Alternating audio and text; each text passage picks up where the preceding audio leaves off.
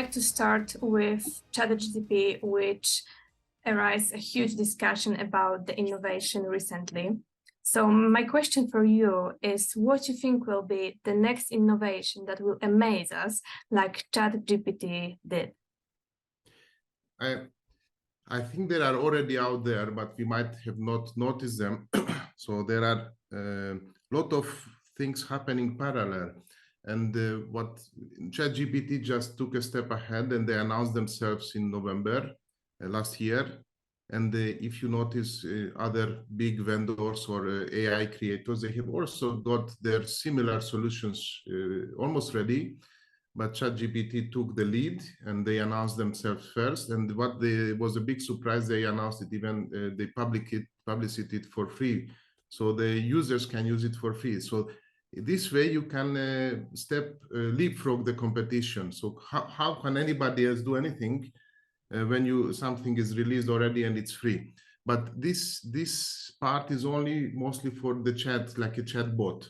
But if you notice parallel during this period of time, there are a lot of other similar technologies like image creation, video creation. If you want, I can show you some which I will show during also the presentation next week. So these, I think the beauty of these things are those technologies have matured parallel, and they are ready to be used in everyday life. And that's why it's not only about ChatGPT, and you cannot even say what is the next one, but what will be the next one together with ChatGPT that will really transfer our life or kind of disrupt the way how we do our jobs or our everyday activities. So it comes from every direction. You mentioned already many tools, so I would like to ask, what is, in your opinion, the most important direction now towards which innovation head? So what is really the big game changer behind the stage, and why I'm really proud, I believe in two things. One is the ethical and moral aspect. Maybe we can discuss a bit separately. But from a technology and innovation point of view, what I really enjoy is that after a couple of decades, when academy and business was kind of opening a scissor, they were going different paths. I feel now is the moment when these two things come together again. And this is not directly the technology which is evolving, but it's the way how we apply technology to the business. So we are calling the academic environment to help us apply these technologies in the business environment. I will give you an example. So if you know the traditional scientific method, if you want to create something new, then we make like an assessment in the university. We observe the things, we raise some questions, we make some hypotheses, we do some research around it, and then we try to, with experiments, to test the results, and they take some conclusions. So this is how it was done in academic environment. In many times in business, this is how we take business decisions. So it's like an example. I use an example that if you have all the puzzle pieces on the table, you are the business decision makers, and you have all the puzzle pieces on the table, but the puzzle pieces are upside down. Okay? And what you do, the hypothesis is that you turn up one piece and you see, okay, this is a brown piece. Okay, they turn another one. Okay, this is a blue piece. You put it down, and then you start making hypotheses to think what could be the picture. Because as a business leader, I'm interested to understand the overall picture. And by making hypotheses, you can make assumptions. Okay, brown and blue, this should be maybe a Greek sandy beach. Yes, okay. And then you start proving, making more tests to prove your hypothesis and to take your business decision. This is how we have been doing business, or many times even today, people are still taking decisions this way. What has changed because of technology is that now we have all the pieces looking upwards. So you see all the pieces on the table. Is that enough to take decisions? Obviously not, because now it's like a big noise. You see all the data, you have all the access to everything, but still you don't see the picture. So this is even more scary for many decision makers, because before they made that assumption and they could stick with their assumption. even if was wrong. And sometimes I say that it's better to take a bad decision than taking no decision. So if you take a decision, you make a step forward, you realize it was wrong, you make a step back, and you take another decision and you go on. But now many times the decision makers, they see all the pieces and they're stuck, okay? They're shocked. And here comes artificial intelligence. So what I believe the biggest change in the business environment is that they help to put the pieces together in an automated form. So to show the picture to the business decision makers, and not only to teach them how to play with the puzzle, to put the puzzle together. I'm a C-level guy. I don't care about how to put the puzzle. I just want to see the picture, yes? And this is where we are now, that there are many technologies out there that can help business decision makers to put the picture together so they can take decisions quicker. This is where we are now. And this is going beyond now, from now. But sorry, maybe you have a question on this. I would like to ask a further question about which sectors, in your opinion, have now the biggest potential to use all that new tools we have reached to be able to use. I think in reality, this touch every sector. And it's not that the changes are not due based on sectors or industries. It's more like what type of jobs we are doing. Mm-hmm. So the impact is mostly on jobs where we have routine type of activities, something that can be repeated and technology can take over. But routine type of activities are not only manual, because a decade ago, many people were thinking, okay, AI will come and robots will take over our place in factories. This already have happened in many factories. But now is the time when we already feel, and I think almost in the last decade, many routine, but also cognitive type of jobs has been started to being automated. And this is the beauty of evolution, that we don't split the job types based on either it's cognitive or manual. We need to split it in a way that it's a routine or non-routine. So if it's a routine, it's repeated, it can be started to be automated or enhanced. So it's not always, many people say they are afraid that robots will take over. It's not taking over, it's enhancing your skills and taking some of the activities so you can do quicker, you can do better your job, everyday job. I don't know if I answered your question. I can give you examples for specific industries, obviously, and sometimes we can be even shocked because the traditional is obviously as the factory worker is definitely one. But I believe that now with Chat GPT, would you ever use a translator anymore? Probably not. So you can on the fly use the technology and translate to any language, and it's much better than if you need on the level of the most expensive translator in the world, maybe, or in the specific language. Or lawyers.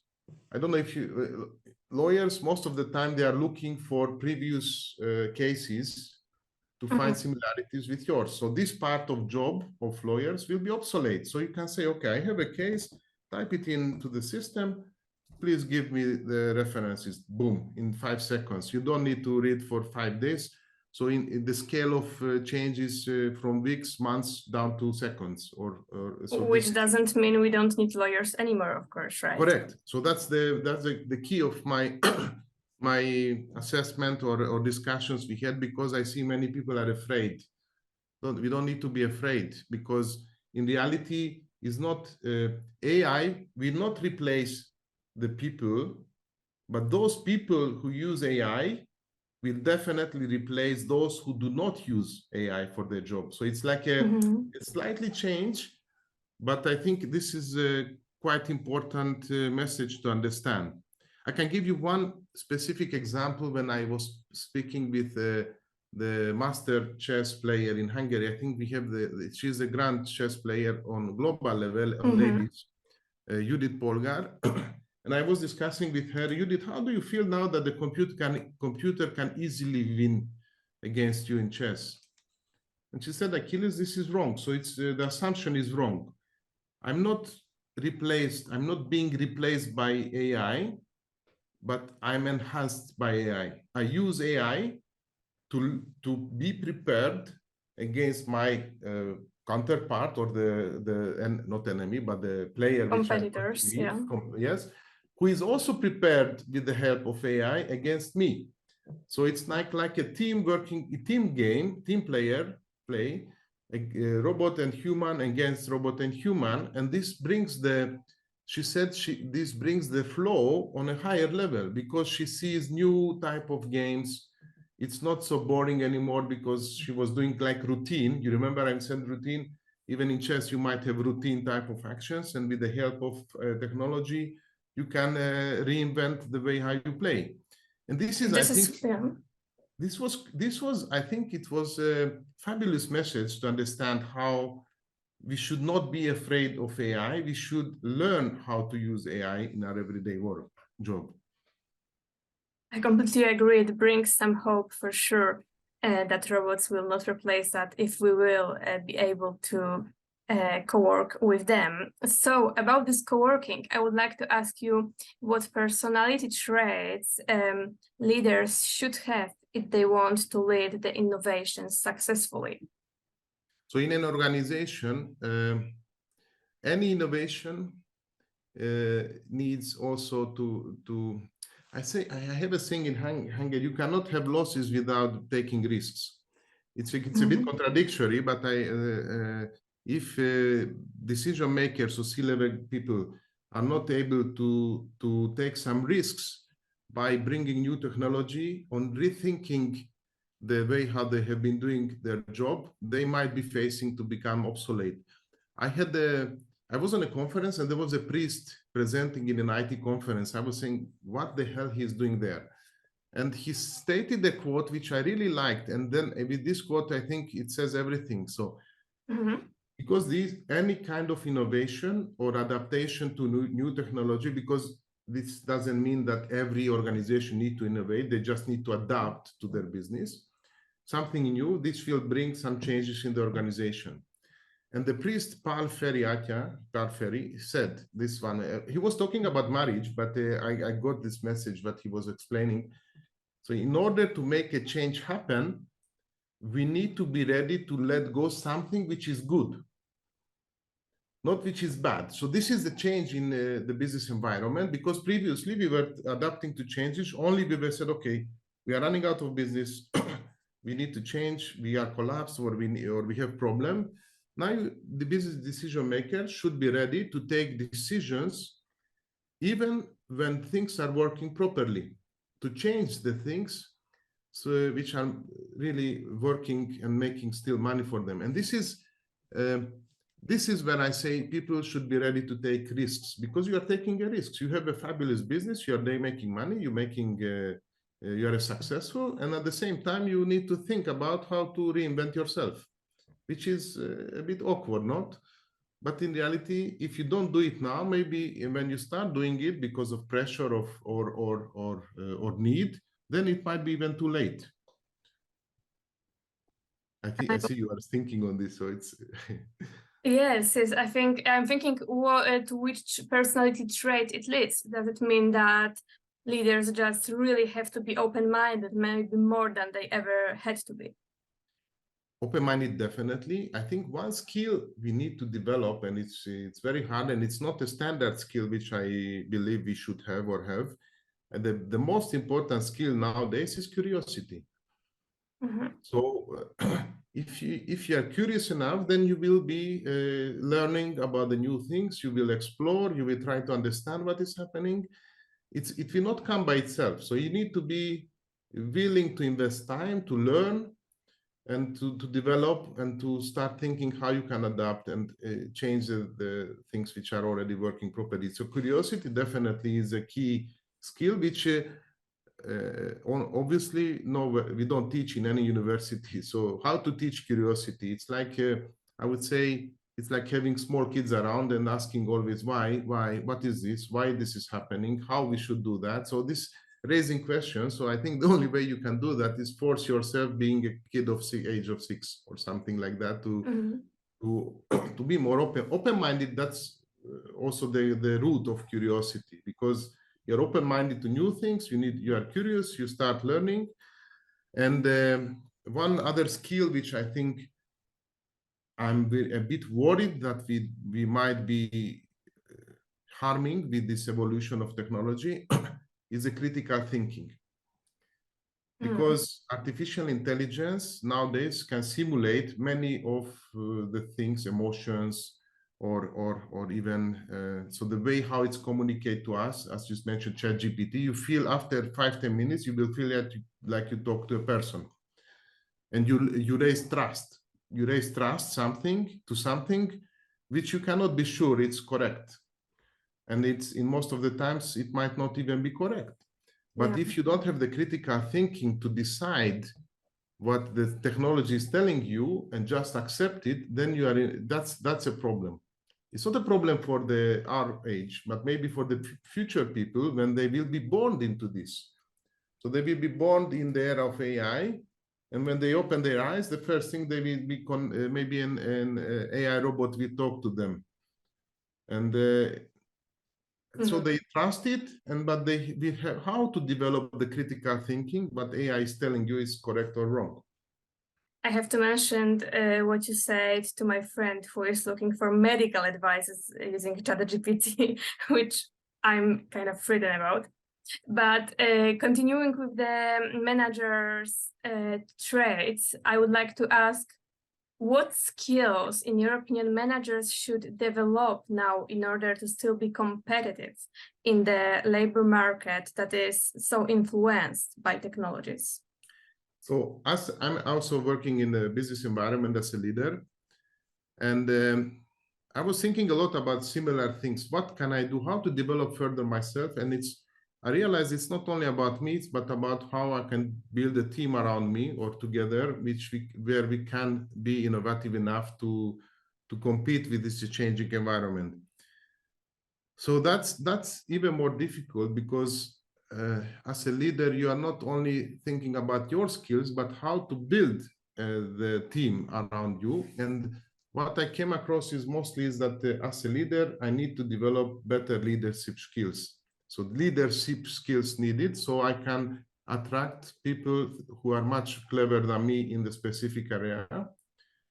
And as a leader, my only responsibility is to create an environment where they are motivated to innovate. So it's not me telling them what to do, but it's me to incubate them so they can be feeling safe, they can feel well in the team, and they have the open mind, as you mentioned the word, I like this word, or to have the critical thinking and start innovating and developing new things and thinking how we do business differently.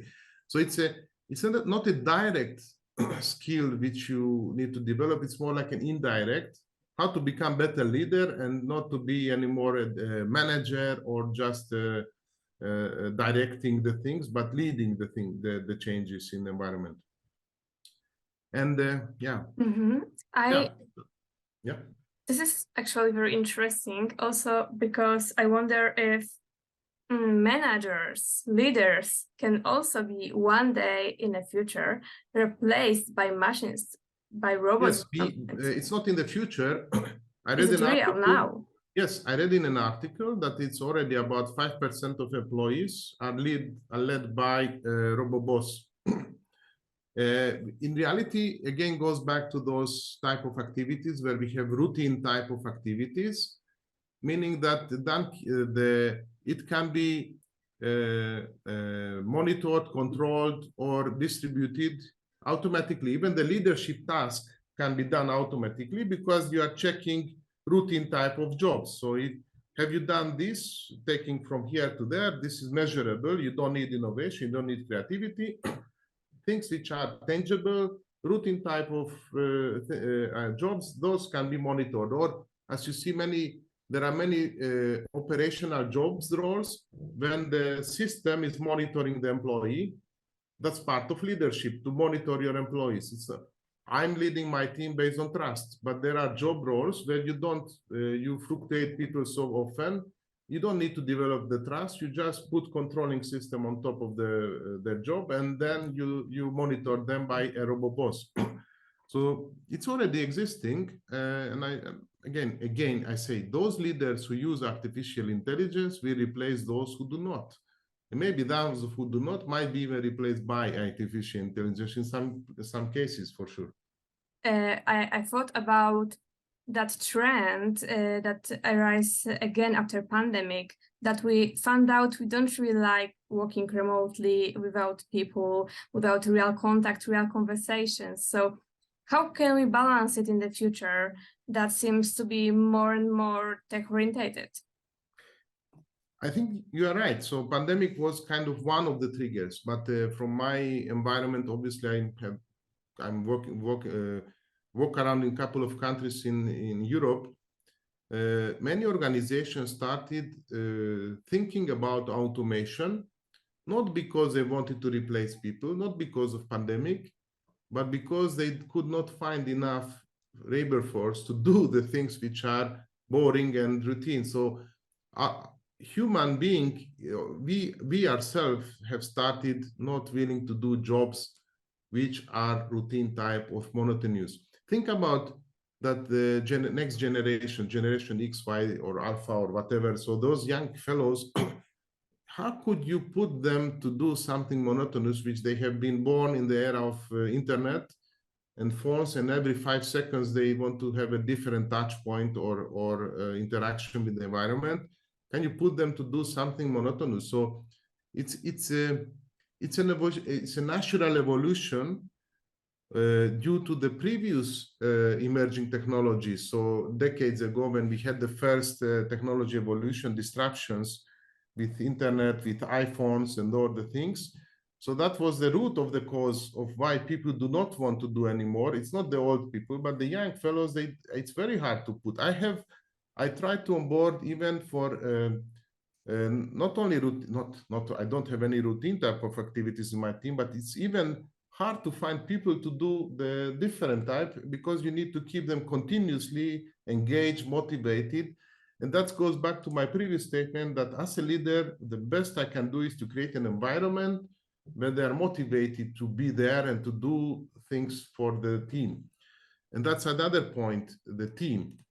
Because in the past, we have been working mostly on our own. And now the best way of doing things is to do it in a team. And the team is keeping the forces together. So to have colorful teams doing type of activities, I think it's also something which has evolved drastically in the last decade. We mentioned Yes. We mentioned some fears around new technologies. So I would like to ask if you personally have any. No, I'm fears. So yeah, I have the fears of not about technology. Mm-hmm. Because I have mostly fears, I wouldn't say fears, but again, I'm thinking critically. So we have released the beast now, yes? So we have released everything. It's like a huge experiment on the world. We released every technology and we let people use it as they want. That's fine. I'm not against that, because I think this is the best way to experiment. This is the best way to find areas where it can work. What I'm really missing is the area which I try to deal mostly is what about the ethical and moral aspects of these things, of any artificial intelligence and all the technologies we are evolving. This is the last part which we are testing or checking of how this will impact our ethically or morally.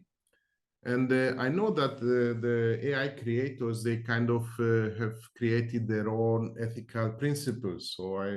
And there is also an EU-led AI ethical guidelines, which AI creators should follow. So that's already out there. But my question is always that, is this enough? Because I can give you highlights of this. What are the ethical principles? I was checking recently that every creator, they have defined their own aspects. Then there are 5, 6 common, which are mostly overlapping to all of them. First is that to be fair. so that the AI system should be treating people who are using it fairly and equally, independently of where they're coming from, race or cultural difference also. But I think that's cool. It should be accountable. So when they say something, they could, the creators should think about negative impacts on the end user. I was trying to ask Chat GPT, how can I suicide? And it was not telling me. So it was protecting. So that's also one of the principles that data privacy, security, reliability, safety. So these things are more or less over there.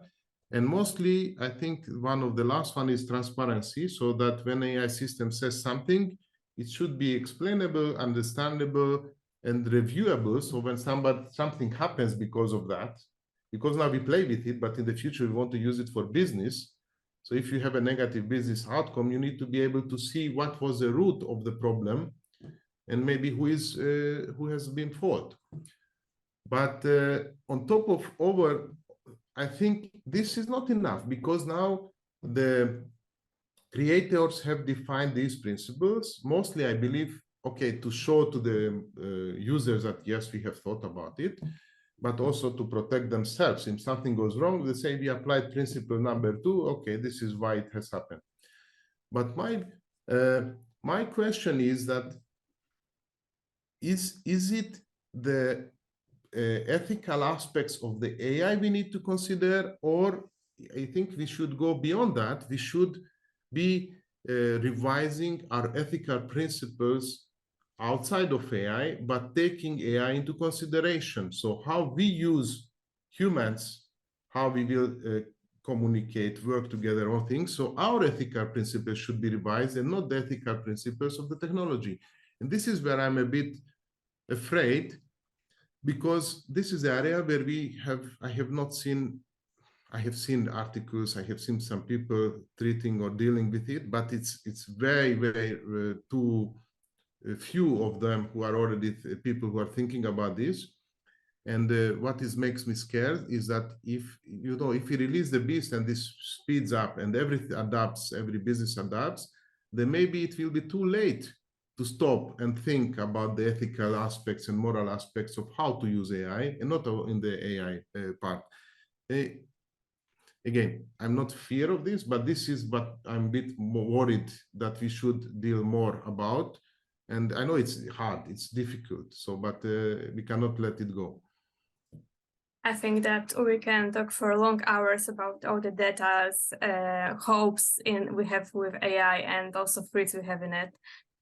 But I think we need to stop here and just invite everyone who are interested in more defense knowledge to MIT Sloan Management Review Poland Congress that's taking place in the end of the March, when you will be one of the leaders. So thank you very much.